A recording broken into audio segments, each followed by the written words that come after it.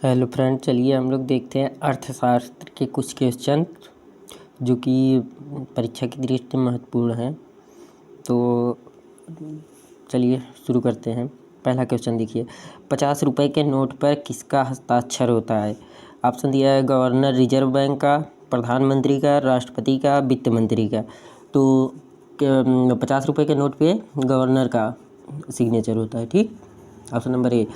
दूसरा देखते हैं, ये वाला जो रुपए है यह किसका चिन्ह है? तो ऑप्शन दिया है रूसी रूबल का, इंडोनेशिया रुपया का, भारतीय रुपया का, या उपरोक्त में से कोई नहीं।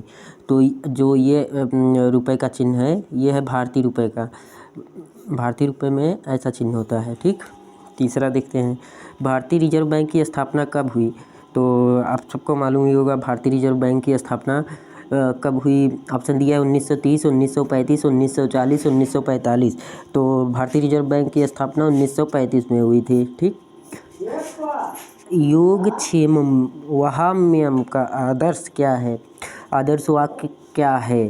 ठीक, ये है योगक्षेमम वहाम्यम का आदर्श वाक्य है।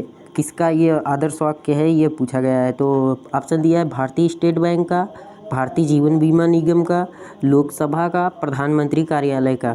तो क्या सही हो जाएगा? ये भारतीय जीवन बीमा निगम का, भारतीय जीवन बीमा निगम का ये आदर्श वाक्य है, योगक्षेमम वहाम्यम। चलिए क्वेश्चन नंबर 5 देखते हैं। क्वेश्चन नंबर 5 देखिए क्या कहा है। भारतीय रिजर्व बैंक द्वारा निर्धारित नवंबर 2018 में नगद आरक्षित अनुपात है न 5, 6, 4, 7। तो क्या हो जाएगा? भारतीय रिजर्व बैंक द्वारा निर्धारित नवंबर 2018 में 4 था, 4, इसका अनुपात 4 था। ठीक, क्वेश्चन नंबर 6 देखेंगे। क्वेश्चन नंबर 6 देखिए क्या पूछा कहा है। पहले भारतीय राज्य का नाम बताइए जहां हर घर के कम से कम एक सदस्य के पास बैंक खाता है।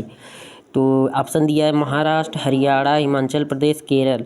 तो वह कौन सा राज्य हो जाएगा जहाँ पर हर घर में कम से कम एक बैंक खाता है? वो हो जाएगा केरल। केरल में हर व्यक्ति के घर में एक बैंक खाता जरूर है। ठीक, क्वेश्चन नंबर 7, निम्नलिखित में से कौन सा वाक्य भारत का सबसे पुराना सार्वजनिक है कि वो बोला है कि निम्नलिखित में से कौन सा बैंक भारत का सबसे पुराना सार्वजनिक क्षेत्र का बैंक है? ऑप्शन दिया है bank of Baroda, bank of India, Allahabad bank, UCO bank. तो कौन सा इसका राइट आंसर हो जाएगा? इलाहाबाद बैंक। इलाहाबाद बैंक जो था ये भारत का सबसे पुराना और सार्वजनिक ग्रामीण क्षेत्र का ये बैंक था। ठीक, क्वेश्चन नंबर 8 देखते हैं हम लोग। रुपए की तुलना में किस विदेशी मुद्रा का मूल्य अधिकतम है? रुपए की तुलना में हमारे भारतीय रुपए जो है उसकी तुलना में किस विदेशी मुद्रा का मूल्य अधिकतम है? इन 4 ऑप्शनों में से दिया है येन, ऑस्ट्रेलियाई डॉलर, यूएस डॉलर और ब्रिटिश पाउंड। तो हमारा राइट आंसर हो जाएगा ब्रिटिश पाउंड। ठीक, ब्रिटिश पाउंड जो है वो भारतीय मुद्रा से अधिकतम की कीमत है उसकी। अब क्वेश्चन नंबर 9 देखते हैं हम लोग। ठीक, क्वेश्चन नंबर 9 में देखिए क्या कहा है। निवेश जानकारी और क्रेडिट रेटिंग एजेंसी का मुख्यालय कहाँ स्थित है? क्वेश्चन नंबर 9 में तो पूछा है दिया है मुंबई, बेंगलुरु, गुरुग्राम, चेन्नई। तो निवेश जानकारी क्रेडिट रेटिंग एजेंसी जो है वो हमारे गुरुग्राम में स्थित है। ठीक, गुरुग्राम में हमारा राइट आंसर गुरुग्राम हो जाएगा। देखिए 10वां क्वेश्चन क्या कहता है। निजी और संवेदनशील जानकारी जैसे कि क्रेडिट कार्ड नंबर, व्यक्तिगत पहचान और खाता उपयोगकर्ता नाम और पासवर्ड प्राप्त करने का धोखाधड़ी वाला कार्य है, ये मतलब क्या कहलाता है ये पूछा है। तो 4 ऑप्शन दिया है मैलवेयर या ट्रोजन या हैकिंग या फिशिंग। तो हमारा कौन सा राइट आंसर हो जाएगा? फिशिंग कहलाता है। जो क्रेडिट कार्ड नंबर और बैंक खाते से संबंधित जानकारी होती है जो हैकर हैक करते हैं उसे कहते हैं हम लोग फिशिंग।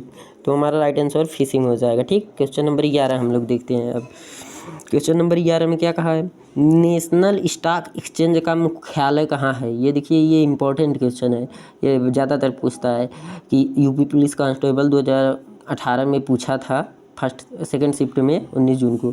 तो नेशनल स्टॉक एक्सचेंज का मुख्यालय कहाँ है? चेन्नई, दिल्ली, मुंबई, बेंगलुरु। तो कहाँ पर हो जाएगा? मुंबई में।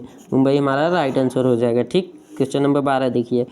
S and P BSE index या सेंसिटिव इंडेक्स जिस पर आधारित है उस बास्केट में स्टॉक हैं स्टॉक है। तो इसके कहने का मतलब है जो हमारा BSE इंडेक्स या सेंसिटिव इंडेक्स उसमें उसके बास्केट में कितने स्टॉक हैं, ठीक। तो हमारा राइट आंसर कितना हो जाएगा, देखिए ऑप्शन क्या दिया है 20, 30, 40, 50। तो हमारा राइट आंसर 50 हो जाएगा, 50 स्टॉक हैं, ठीक। क्वेश्चन नंबर 13 देखते हैं। ग्रामीण आवास निधि को वर्ष दिया है स्थापित किया गया था। मतलब ग्रामीण आवास निधि जो था किस वर्ष स्थापित किया गया था ये पूछा है।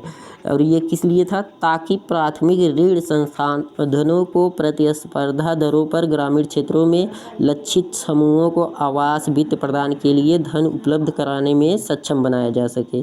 तो ग्रामीण आवास निधि कब किस वर्ष बना था, देखिए ऑप्शन क्या क्या दिया है 2008-9, 2014-45 या 2016 से 17 या 3 से 4। तो ये ग्रामीण आवास निधि जो था ये 2008-9 में हुआ था, ठीक। इसकी स्थापना 2008 और 9 में हुआ था। चलिए क्वेश्चन नंबर 13 देखते हैं। 13 में क्या कहा है, 14 में प्रच्छन्न बेरोजगारी का परिणाम क्या होता है। प्रच्छन्न बेरोजगारी का परिणाम क्या होता है, देखिए ऑप्शन क्या दिया है, लेन देन की लागत में वृद्धि, बाजार में लेन देन की कम क्षमता, कुल उत्पादन में गिरावट या अन्य उत्पादन कर्मचारियों की संख्या में वृद्धि। तो जो प्रच्छन्न बेरोजगारी परिणाम होता है ये जो है ना, इसमें क्या होता है कि अनुत्पादन कर्मचारियों की संख्या में वृद्धि होती है प्रच्छन्न बेरोजगारी में, ठीक।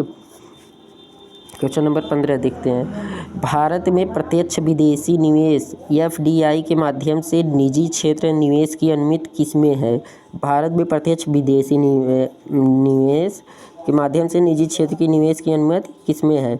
तो ऑप्शन दिया है परमाणु ऊर्जा, रेलवे परिचालन, नागरिक उड्डयन, ऑनलाइन लॉटरी व्यापार। तो हमारा सही ऑप्शन क्या हो जाएगा, नागरिक उड्डयन। ये नागरिक उड्डयन